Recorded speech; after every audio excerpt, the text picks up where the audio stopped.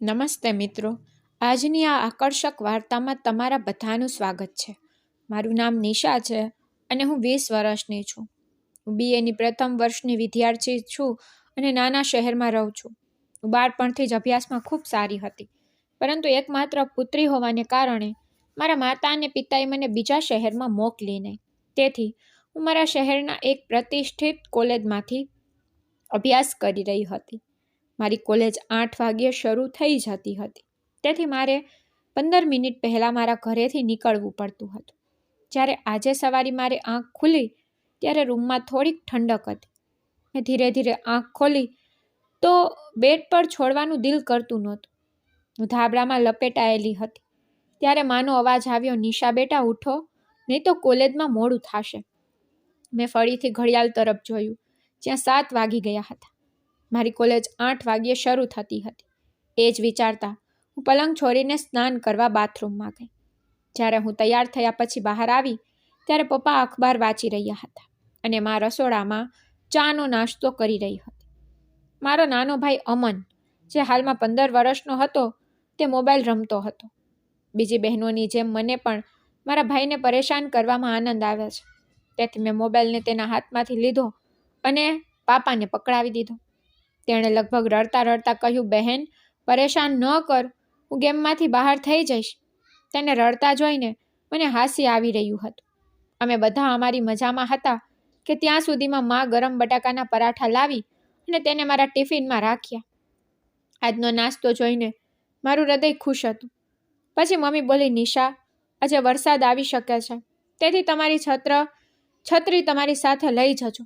મેં કહ્યું, ઠીક છે માં, તમે એ બધાની ચિંતા કરશો નહીં, ફક્ત પરાઠો હજુ એક આપો, તે પછી હું મારી કોલેજ માટે રવાના થઈશ. મેં ઝડપથી નાસ્તો કર્યો અને મારી બેગ લઈ બહાર આવી. આજનું હવામાન ખૂબ સુખદ હતું. પવન મારા ચહેરા પર ટકડાવી રહ્યો હતો. આકાશમાં હળવા વાદળો હતા અને અંધકાર વધી રહ્યો હતો. આમ તો મને વરસાદ ખૂબ ગમે છે, પરંતુ આજે હવામાન સાથે મારા હૃદયમાં પણ થોડો ભાર લાગતો હતો. હવામાન જોઈને બસની રાહ ન જોતા હું પગપાળા નીકળવા લાગી. રસ્તા પર ધીરે ધીરે ચાલતા મને આશ્ચર્ય થતું હતું કે આજે મારું મન કેમ ભારે લાગે છે. આજે આ બધું કેમ મને વિચિત્ર લાગતું હતું. કોલેજના દરવાજે પહોંચી મારા કેટલાક મિત્રો ત્યાં ઊભા હતા. મને જોતા મારી એક મિત્રએ મને બોલાવી, નિશા જલ્દી આવ, તું આટલું ધીરે ધીરે કેમ ચાલે છે? હું હસી અને તેની પાસે ગઈ, પણ મારા બધા મિત્રો એકબીજા સાથે મસ્તી કરી રહ્યા હતા. પણ હું શાંતિથી ઊભી હતી. મને શાંત ઊભા જોઈને આદિત્યએ પૂછ્યું, નિશા શું થયું? કેમ ઉદાસ છે? આજે મેં તેની તરફ જોતા થોડું સ્મિત આપ્યું અને કહ્યું કે એવું કંઈ નથી, પરંતુ વાસ્તવિકતા એ હતી કે મારા મગજમાં ઘણું બધું હતું જે મેં કોઈની સાથે શેર કર્યું ન હતું. જ્યારે અમે બધા વર્ગમાં પહોંચ્યા ત્યારે પ્રોફેસર પહેલેથી જ ત્યાં હાજર હતા. હું ઝડપથી અંદર ગઈ અને મારી સીટ પર બેઠી. લેક્ચર શરૂ થયું હતું, પરંતુ મારું ધ્યાન ત્યાં ન હતું. હું બારીની બહાર જોઈ રહી હતી. વાદળો હવે વધુ ગાઢ થતા હતા, જે મેં ઘણા વરસાદની આગાહી આપી રહ્યા છે. ત્યારે મારો ફોન વાઇબ્રેટ થવા લાગ્યો. મેં ફોન જોયો તો સંદેશ એક અજાણ નંબર પરથી આવ્યો હતો. નિશા, બહાર મળજે, મારે તારી સાથે કંઈક મહત્વપૂર્ણ વાત કરવી છે. ફોન નંબર સેવ તો ન હતો, પરંતુ હું ઓળખતી હતી કે તે એ જ નંબર છે. પણ આજે આટલા મહિનાઓ પછી આજે તેમનો સંદેશ કેમ મળ્યો છે? મેં થોડા સમય માટે મારી ફોન સ્ક્રીન જોઈ અને વિચાર્યું કે જવાબ આપવો કે નહીં, પણ કંઈ પણ કહેવાની મારામાં હિંમત ન હતી. જલ્દી લેક્ચર પૂરું થઈ ગયું. હું ઝડપથી વર્ગમાંથી બહાર આવી. મારું હૃદય જોરશોરથી ધબકતું હતું. હું કોલેજમાંથી બહાર નીકળી તો જોયું કે તે સામે ઊભો હતો. વેરવિખેર વાળ, કાળા રંગનો કુર્તો અને ચહેરા પર સમાન ગંભીરતા. તે મારા ધબકારાને વધુ તીવ્ર બનાવતો હતો. તે ધીરે ધીરે મારી પાસે આવ્યો અને કહ્યું, નિશા કેમ છે? તેના અવાજમાં આજે પણ એટલી જ મીઠાશ હતી. તેને એક નજર જોઈને મેં મારી આંખો ઝુકાવી અને નરમાશથી કહ્યું, હું સારી છું. તે હરવાશથી હસ્યું અને કહ્યું, તમે હજી પણ મારાથી આંખો ચોરી કરો છો? તે કહેતા તેને મારા ગાલ પર નરમાશથી હાથ મૂક્યો. હા, હું તેનાથી આંખો ચોરી કરી રહી હતી, કારણ કે તે વ્યક્તિ એક વખત મારી ખૂબ નજીક રહેતો હતો અને આજે તે અજાણ્યો ચહેરો લાગતો હતો. તેણે કહ્યું, નિશા, મારે તારી સાથે કંઈક મહત્વપૂર્ણ વાત કરવાની હતી. મેં લાંબો શ્વાસ ભર્યો અને પૂછ્યું કે શું વાત કરવી છે. તે હસ્યો અને કહ્યું, વાતો કરતા પહેલા બીજે ક્યાંક ચાલ્યા જઈએ, કારણ કે વરસાદ આવવાનો છે અને અહીં જો ઊભા રહેશું તો પલળી જશું. આ કહીને તેને તેનો હાથ મારી તરફ લંબાવી દીધો. હું થોડી ક્ષણો માટે તેની તરફ જોતી રહી. પછી કંઈ પણ બોલ્યા વિના મેં તેનો હાથ પકડ્યો અને તેની સાથે આગળ વધી. ત્યાં જ વરસાદ પડવા લાગ્યો. જ્યારે વરસાદનું પહેલું ટીપું મારા ગાલ પર પડ્યું ત્યારે એવું લાગ્યું કે જાણે કોઈ યાદ આવી ગઈ હોય.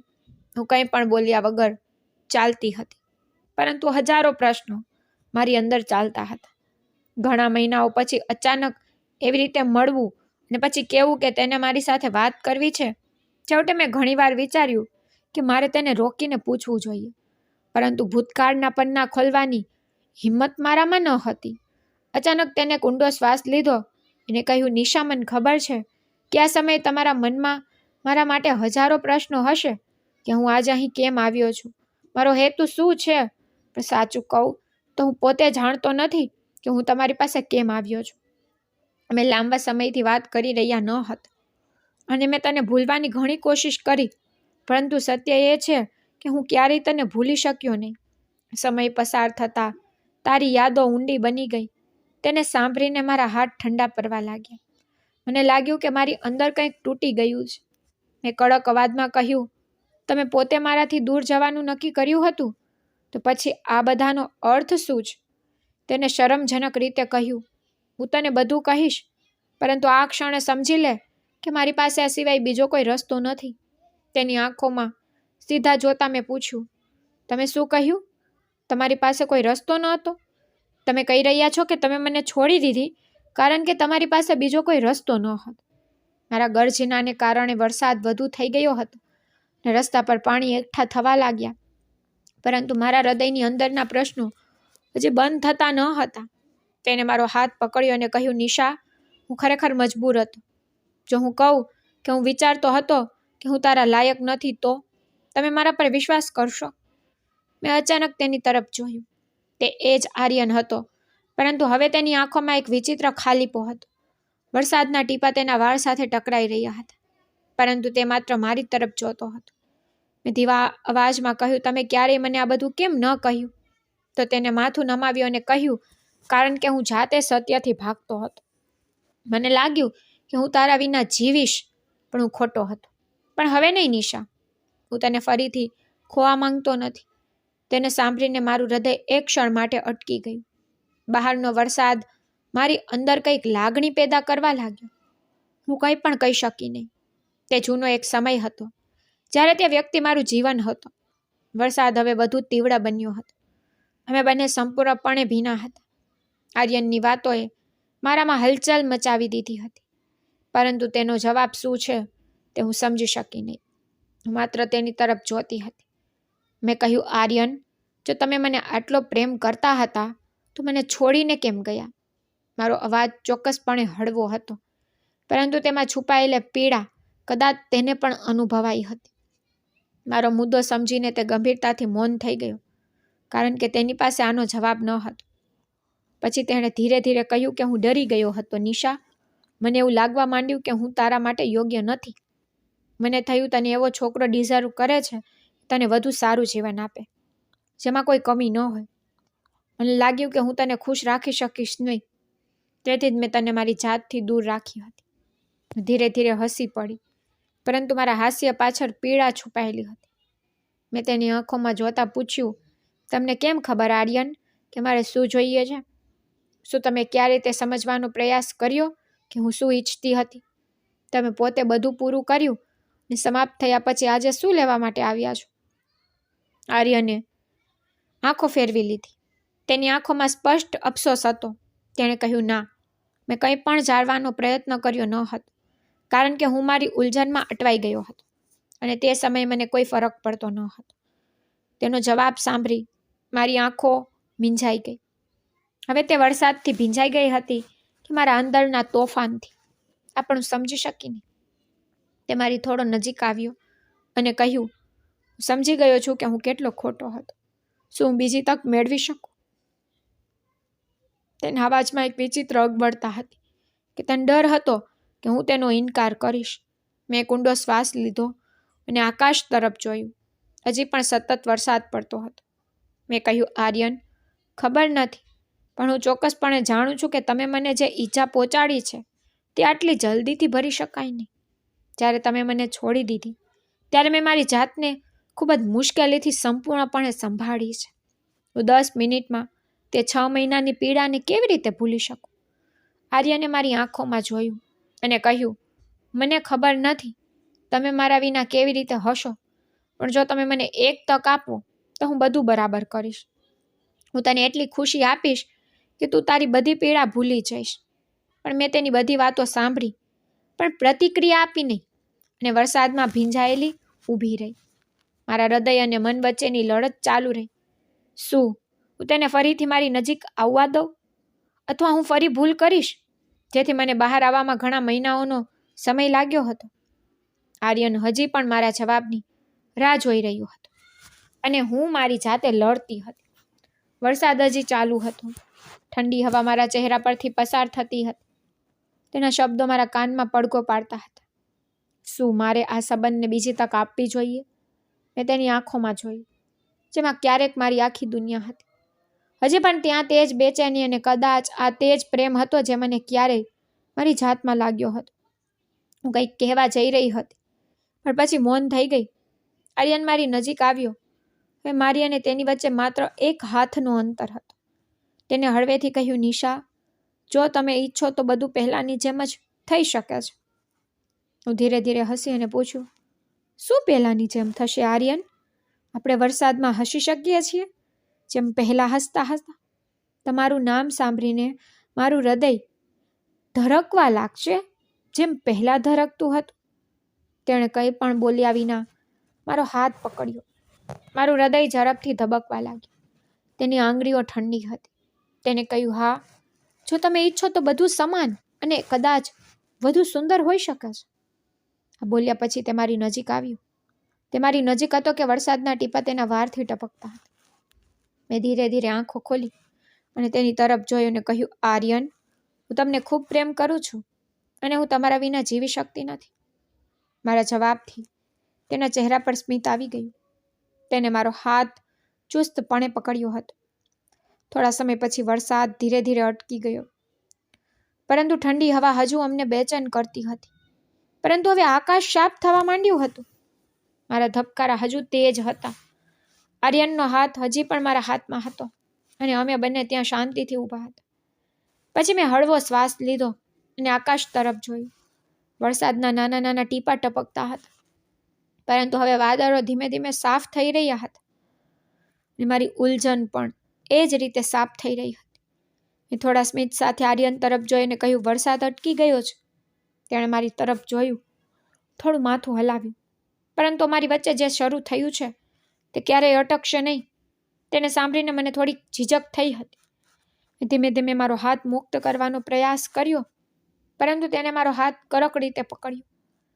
જ્યારે મેં કંઈ પણ બોલ્યા વિના તેની તરફ જોયું ત્યારે તે બોલ્યો, નિશા, તું પહેલાંની જેમ છે, પરંતુ કદાચ તમે ક્યાંક તમારું હાસ્ય ગુમાવી દીધું છે. આ સાંભળીને હું અટકી અને વિચારવાનું શરૂ કર્યું. શું ખરેખર પહેલાંની જેમ રહી નથી? મેં મારી જાતને શોધવાનો પ્રયત્ન કરવાનું શરૂ કર્યું, પરંતુ તે પહેલા આર્યને મારા કાંડાને હરવાશથી દબાવ્યું અને કહ્યું, જો મને તક મળે તો શું હું તમારું ખોવાયેલું હાસ્ય પાછું લાવી શકું છું? જ્યારે મેં તેની તરફ જોયું ત્યારે તેની આંખોમાં તેજ અપનાપણું હતું. મેં કંઈ કહ્યું નહીં, બસ થોડા સ્મિત સાથે તેની પકડમાંથી મારો હાથ કાઢ્યો અને હસી. આર્યન, આ બધું પછીથી વિચારશે. અને આ બોલ્યા પછી મેં ધીરે ધીરે આગળ વધવાનું શરૂ કર્યું. આર્યને એક ક્ષણ માટે મારી તરફ જોયું, પછી તેને મારી સાથે ચાલવાનું શરૂ કર્યું. સૂર્યનો પ્રકાશ આકાશમાં ડોકિયું કરતો હતો અને અમારી વચ્ચેની અધૂરી વાર્તા ફરીથી પૂર્ણ થવા માટે તૈયાર હતી. હું આખા રસ્તે મૌન રહી. આર્યને તે મારી સાથે ચાલતો હતો, પણ તે પણ ચૂપ હતો, કારણ કે તે જાણતો હતો કે મારી અંદર હજી પણ એક હલચલ છે અને તેને થોડો સમય આપવાની જરૂર છે. હળવી ઠંડી હવા હજી વહેતી હતી. વરસાદનું ભેજ હજી પણ વાતાવરણમાં હતું, પરંતુ મારા મગજની અંદરનો કીડો હજી શાંત ન હતો. ઘરના દરવાજા સુધી છોડ્યા પછી તેણે મારી તરફ થોડું જોયું. તેની આંખોમાં કંઈક અલગ હતું, જાણે કે તે કંઈક કહેવા માંગતો હોય, પરંતુ તે પોતાને રોકી રહ્યો હતો. મેં તેને કંઈ પણ બોલ્યા વિના થોડું સ્મિત આપ્યું અને દરવાજો ખોલ્યો અને અંદર આવી.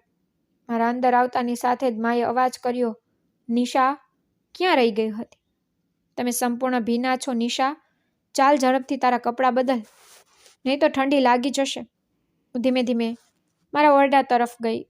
ઓરડાનો દરવાજો બંધ કરી મારી આંખો મારા પલરેલી કાયા પર ગઈ, જે વરસાદના ટીપાને કારણે ચમકતી હતી.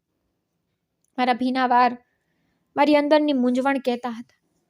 મેં ધીમે ધીમે મારી જાતને સ્પર્શ કર્યો, જાણે કે હું તેનું અનુભવવાનો પ્રયત્ન કરી રહી છું કે શું હું તે જ નિશા છું જે થોડા મહિના પહેલા એક બિંદાસ છોકરી હતી, જે પ્રેમ પણ ઘણો વિશ્વાસ કરતી હતી, કે પછી એ નિશા જે રાત્રે છુપાઈને રડતી હતી, જેનો વિશ્વાસ પ્રેમથી ઉઠી ગયો હતો. મારું મન હજી પણ ત્યાં જ અટવાયું હતું. આર્યનના એ સ્પર્શમાં ક્યાંક એક પ્રશ્ન હતો કે અમારા માટે બીજી તક હોઈ શકે છે. શું હું તેને બીજી તક આપવા માંગુ છું? આ બધું વિચારીને મેં ઊંડો શ્વાસ લીધો અને બારીમાંથી બહાર જોયું. દૂરથી ભીની માટીની સુગંધ આવતી હતી. મારા હૃદયે નરમાશથી કહ્યું, કદાચ હા, પણ મને કહ્યું જો મને ફરીથી દુઃખ મળ્યું તો? પણ મેં આંખો બંધ કરી. મારા મગજમાં હજી ઘણા પ્રશ્નો હતા, પરંતુ કોઈ જવાબો મળતા ન હતા. પરંતુ એક વાત સ્પષ્ટ હતી કે આર્યન પાછો ફર્યો હતો અને ફરીથી મારા હૃદયના દરવાજા પર દસ્તક કરી રહ્યો હતો. મારે તે દરવાજો ખોલવો છે કે નહીં તે નક્કી કરવાનું હતું. રાત ગહેરી થઈ ગઈ હતી, પરંતુ હજુ સુધી મારી આંખોમાં ઊંઘ ન હતી. વરસાદ પછીની ઠંડી હવા મારા રૂમમાં હળવાશથી વહેતી હતી, પરંતુ મારા મગજમાં જે હલચલ હતી તે પવન સાથે પણ શાંત થઈ ન હતી. આર્યન ફરીથી મારા હૃદયના દરવાજા પર ઊભો હતો. મારા હૃદયની બેચેની વધી રહી હતી, પરંતુ હજી પણ હું એ જૂની યાદો વિચારતી હતી, જ્યારે હું અને આર્યન રાતોરાત વાત કરતા હતા, કલાકો સુધી બેસતા અને હસતા. અને પછી તે દિવસ પણ અમારા જીવનમાં આવ્યો, જ્યારે આ બધું સમાપ્ત કરી અને તે તેના માર્ગ પર ગયો. મેં આજ કે મારી આંખો બંધ કરી દીધી, જાણે કે હું તે બધી યાદોને રોકવાનો પ્રયત્ન કરી રહી છું, પરંતુ તે આટલી સરળતાથી જશે નહીં. આર્યનનો ચહેરો મારી આંખો સામે ફરી ફરી આવી રહ્યો હતો. તેના વિશે વિચારતા હું સૂઈ ગઈ અને સવાર ક્યારે પડી મને ખબર જ ન રહી. મેં આંખો ખોલીને જોયું તો સોનેરી સૂર્ય મારા રૂમમાં આવી રહ્યો હતો.